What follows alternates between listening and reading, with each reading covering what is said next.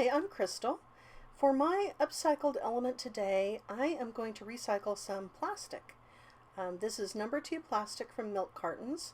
The kind of milk that we buy comes in a cardboard carton, but it's got a plastic spout and cap. And so those have to be removed for paper recycling. So rather than throw the plastic in the trash, I'm going to melt it. This type of plastic melts at 350 degrees Fahrenheit or 175 degrees Celsius.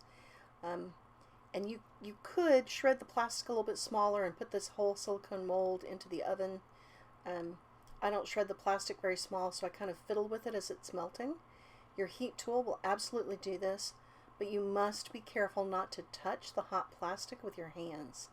That 350 degree plastic will get onto your skin and it will burn you, and the plastic will stick and it will not come off.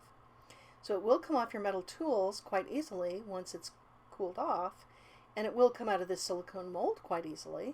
Silicone molds are good to well above 400 degrees. So I could put this whole thing into the oven, and that would also work.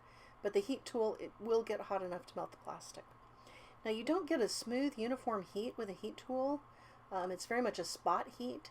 And so when you use the heat tool to do this, the outcome is a little bit craggy and kind of steampunky looking. But I think that's kind of cool, so I'm going to go with it, embrace it. Now with the heat tool, it takes about 10 minutes. I've not tried this in the oven to see how long that takes, but I would imagine it's going to be a little quicker in the oven because you've got a uniform heat, particularly in a preheated oven. This silicone mold that I'm using has got a nice wide opening, and I have found you do need to have a mold that aligns with the size of your plastic pieces. So you could use a smaller silicone mold that would fit in a toaster oven if you are willing and able to shred the plastic smaller to begin with.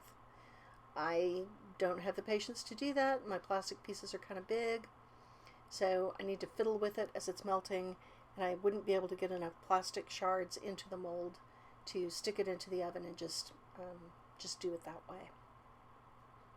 But again, be very careful not to touch the hot plastic with your fingers. I am tucking in room temperature plastic into my mold. I am not touching the hot plastic.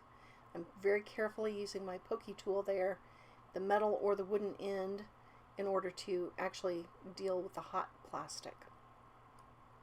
Plastic doesn't retain heat for very long, so this stuff does cool off pretty quickly. But again, you do not want to get hot plastic onto your skin. So after 10 minutes, the plastic is pretty well melted, and usually the very last thing I do is pick up a piece of silicone mat. That my work surface is a silicone placemat, so it's handy, and I'm going to smooth off the top of that with the silicone placemat, and then just kind of smush in any bits that squeezed out of my spot. I'm going to let it cool 5 to 10 minutes, and then I can turn it out of the mold. And I'm going to show you some of these pieces that are melted and cooled off. So this is what they look like coming out, and like I say, they're kind of steampunky, but the plastic hardens right back up. And I do have a few brown bits, and that's the paper. Thanks for joining me today.